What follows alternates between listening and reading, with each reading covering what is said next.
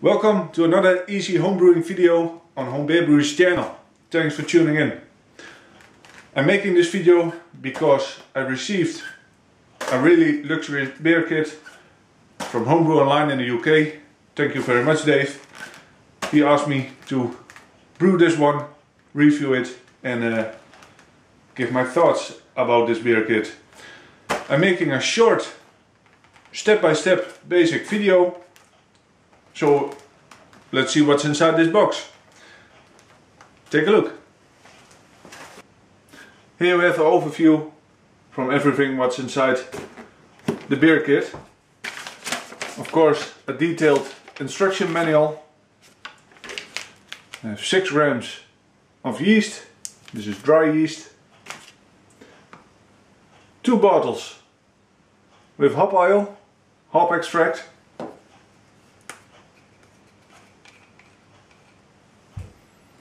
Oh yeah. Nice. And 2 large cans with malt extract. And that's everything what's inside this box. We don't going to use dextrose or brewing sugar or whatever in this beer. This is everything except the water, of course. I'm quickly going to show you what kind of equipment that I'm going to use. It's not much. Here I have a fermenter, holds 23 liters or a little bit more, airlock, and I attached a plastic spigot on this fermenter. So I can use an automatic bottle filler. This one is really handy and I'm going to show you in part 2 how that one works. A measuring cup, a spoon to mix all the ingredients, and of course a hydrometer to take a gravity sample. Well, that's basically everything what I'm going to use. I have a stick-on tonometer. That one is very handy. That's basically all what I need. Water and a beer kit and this equipment. Let's brew this batch of beer. I added some star san in the fermenter with some water, so I have a sanitation solution inside it. I'm going to add the spoon, the airlock and everything what touches the beer that has to be sanitized. That's very important in homebrewing.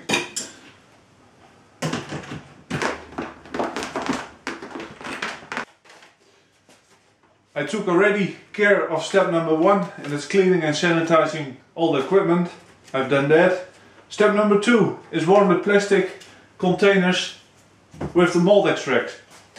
Well, I forgot to mention that you also need a kitchen sink, or in my case I will use a plastic box with hot tap water in it to soften the extract.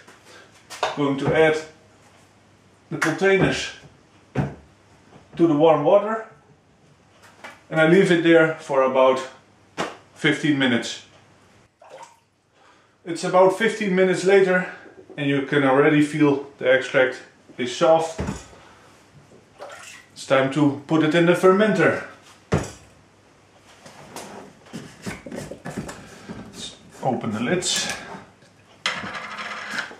Some protection foil on it.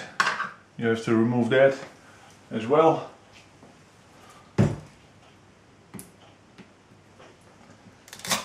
I already added the first can with malt extract into the fermenter, as you already can see.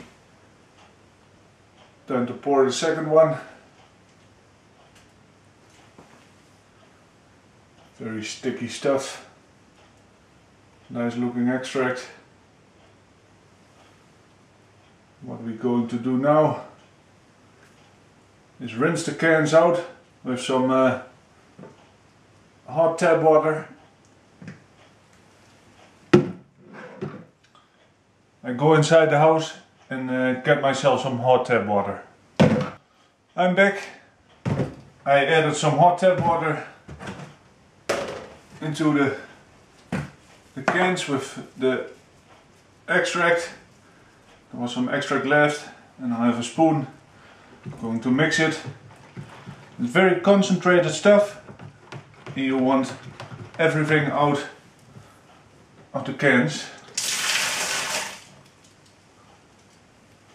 Looks good.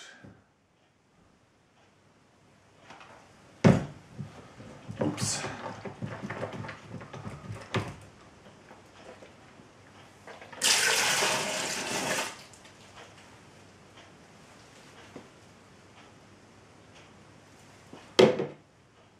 Looks fine to me.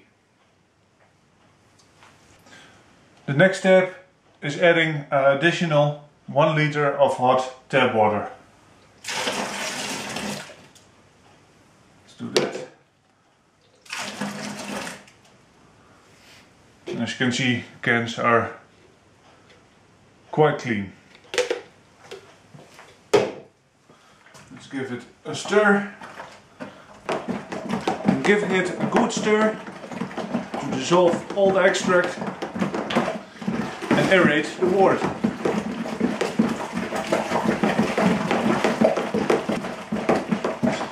Alright, I think it's dissolved nicely. It's time to add water to the 22.5 liter mark. That's about here by the 5 gallon mark. Over there I have already water here. Let's add that to the fermenter. Pouring it very rough to aerate the wort. And this is very important. You can see the temperature about the wort is about 22 degrees right now, and if the tap water is about 7 degrees at this moment, and if I'm adding just cold tap water, I will end up with too cold wort.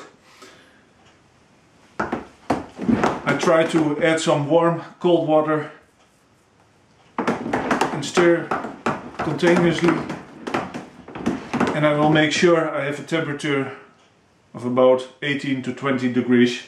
The recommended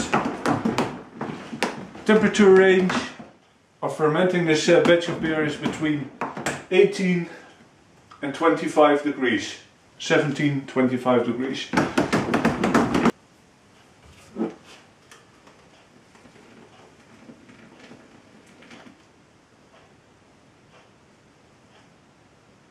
Top it up to the 5 gallons mark.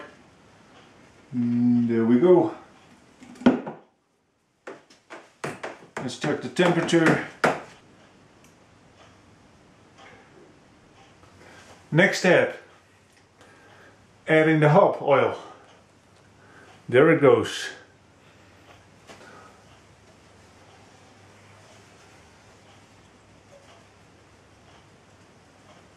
You have to rinse these bottles out with some water to get all the extract out. There goes bottle number 2.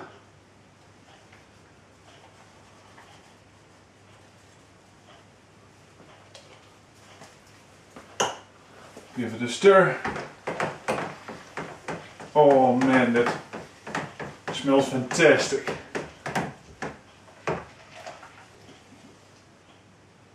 I rinsed the bottles with some hot water and added that to the fermenter as well. I'm going to give it a final stir.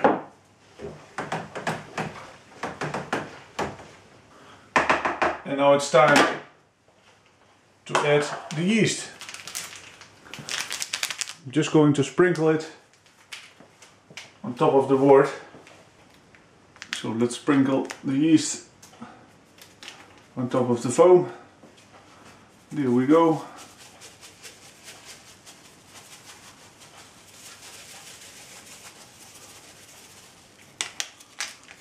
There it goes.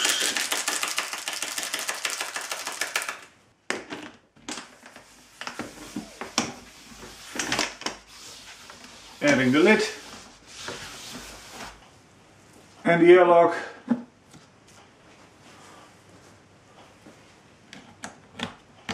There's already some star sign inside the airlock. Well, that was easy, wasn't it? As you saw, the temperature is still 22 degrees, and according to the brewing instructions, it's an ideal range, 22-24 degrees. But you have to make sure you stay between this range, 17 and 24 degrees. And I'm going to ferment this batch between 4 and 7 days. And maybe you noticed I didn't do anything with the hydrometer in this part of the video, because nowhere in this instruction manual tells me to take a starting gravity reading. And I'm not going to do it. In about 5-6 days I will take a gravity reading, and a day after that I will do that, and if the gravity stays the same, for example 1.010, then I know for sure I can bottle or keg it. Well, this was the end of part number 1. Please keep watching and check part number 2 out. Cheers!